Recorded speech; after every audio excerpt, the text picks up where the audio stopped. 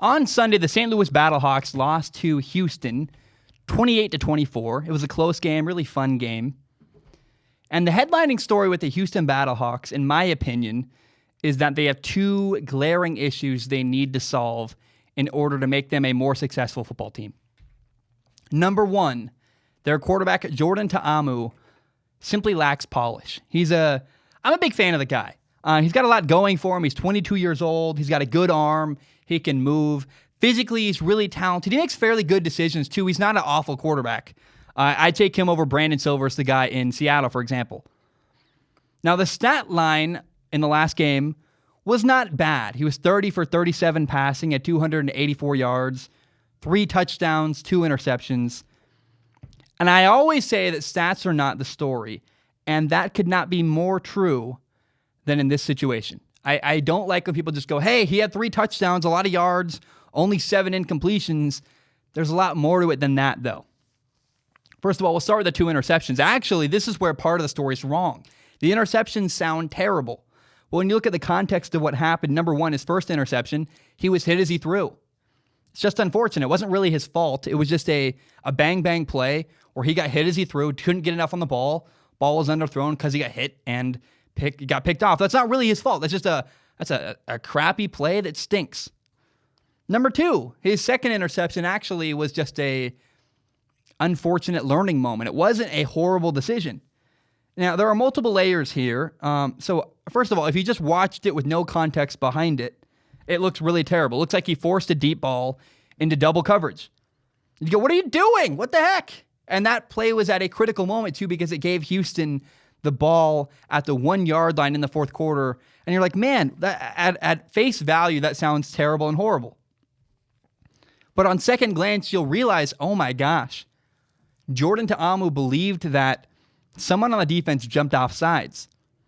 And a penalty like that usually means a free play for the offense. So Jordan Ta'amu, believing he had a free play, actually did the right thing. If he really had a free play, he did the right thing by taking a shot downfield.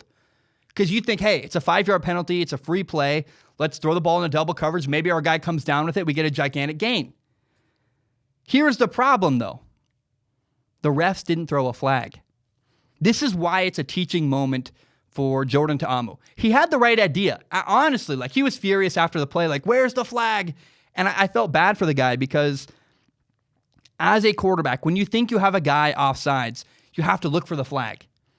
Because the guy who would make that call is the line judge. He's off to the side. He's in your peripheral vision.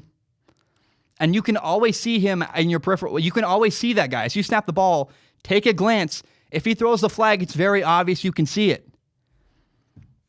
The problem is that Jordan Ta'amu assumed he had the flag without looking. And in fact, there wasn't a flag, so it wasn't a free play. He had the right idea. He's on the right track. I just felt bad for the guy because it was a small, tiny detail that got missed. And really, it's just a symptom of a larger problem, which is that the St. Louis quarterback, Jordan Ta'amu, has a great foundation, a lot of good stuff going for him. He's better than I would have thought, actually. He's really looked very good in the first 2 weeks of the year.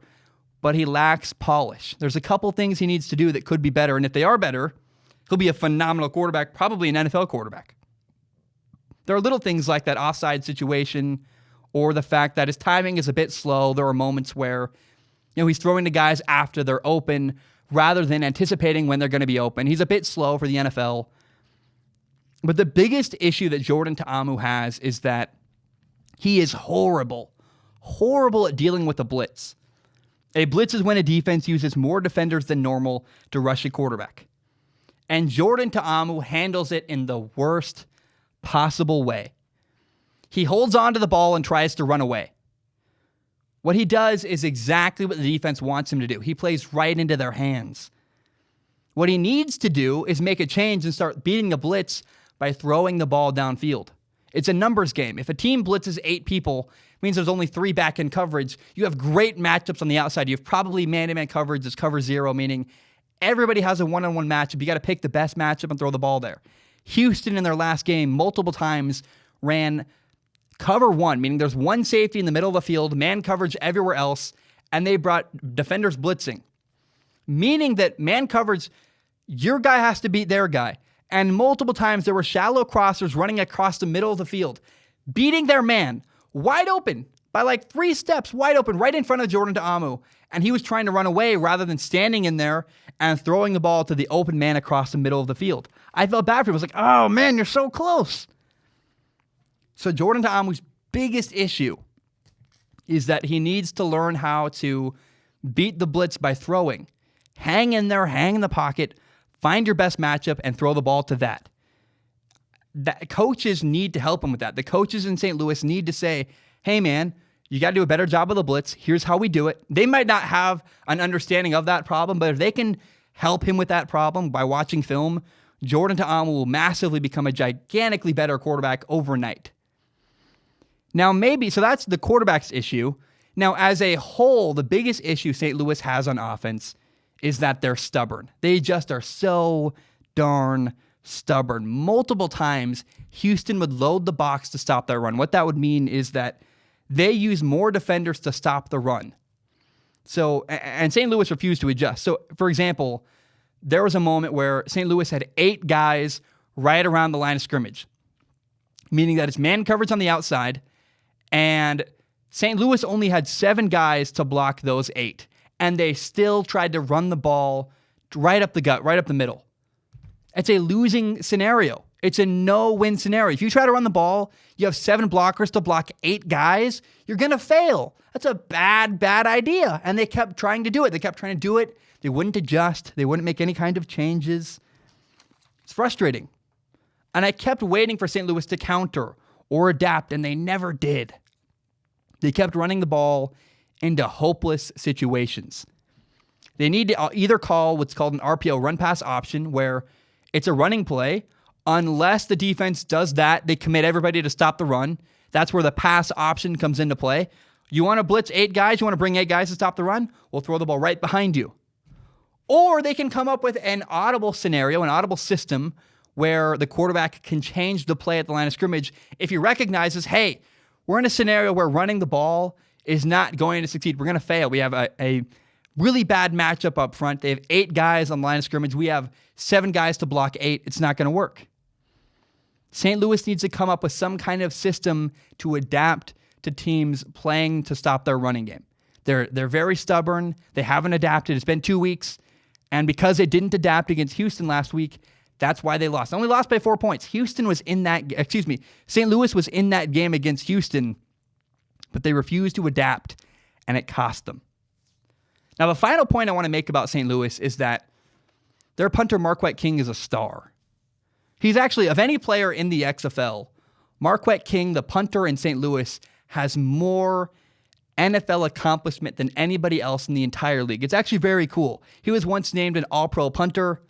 He's 31 years old. He played in the NFL for 7 years. He's got a giant leg. He's regularly pinned teams deep in their own territory. Now, the rumor is that the NFL didn't like his large personality. He's got a bunch of followers on Twitter. He's very flamboyant as a player. Now, I personally love him. I think it's fun to watch. I really like he seems like a good dude, by the way, too. But I really respect that Marquette King is in the XFL at all. It shows that he just wants to play football. A lot of guys say, I want to play football. Give me a job. Why can't I get a job? Instead of being one of those guys who just talks about how he wants a job in the NFL, and the NFL is screwing him over, they're not taking him, what he did is say, hey, I'm going to go to the XFL. I'll probably play for less money than I deserve. But you know what? I'm going to go to the XFL. I'm going to prove why I belong in the NFL. And it's very clear watching Marquette King, a guy who is a former All-Pro, a phenomenal. He could walk into any NFL locker room and compete for their starting punter job, if not be the starting punter immediately. He's that talented. He's physically an incredibly talented punter. Marquette King has put his ego aside, said, hey, I want to play in the NFL again. You won't take me? Fine. I'll go to the XFL. I will prove myself worthy. And to me, that is so cool. That is, I think that deserves respect. It deserves recognition. It deserves eyeballs. Marquette King put his ego aside, said, hey, I want to play for you guys. Let me show you what I got. A lot of guys talk. A lot of guys say, I want to be in the NFL. The NFL is screwing me over. The NFL won't take me. Marquette King didn't do that. He did that. He said, I feel like I'm getting screwed over. And then he went to the XFL. And he played in the XFL, and he's proving why he belongs in the NFL. Bravo. Well done, Marquette King.